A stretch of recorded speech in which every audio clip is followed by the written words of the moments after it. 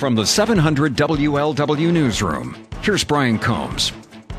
Big stories we're talking about in the big one today. The fallout from the decision to put opening day on Good Friday continues. We told you first about it yesterday.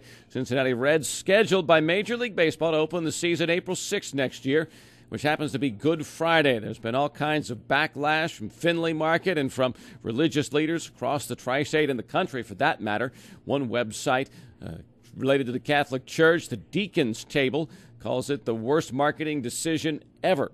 Reds say they're working to move opening day to maybe the Thursday before so that they can hold the Findlay Market Parade without any problem. Reds COO Phil Castellini asking people to be patient and stay tuned for the announcement of any changes. Talking cuts at Cincinnati City Hall, police and firefighter jobs are on the line. Today the mayor apparently has a deal with the unions to avoid any layoffs. He'll announce the details of this plan, be joined by representatives of the police and fire unions at 2 o'clock today for a news conference that we'll have covered for you.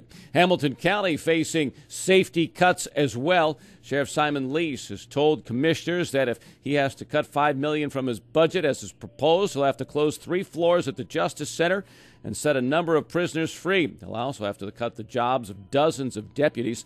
The Sheriff, Simon Lease, will join our Bill Cunningham today at 12:33 here on The Big One, talk about the impact of these cuts. Hundreds of postal jobs in the tri-state could be lost as part of the plan by the U.S. Postal Service to consolidate and save money and preserve the postal system.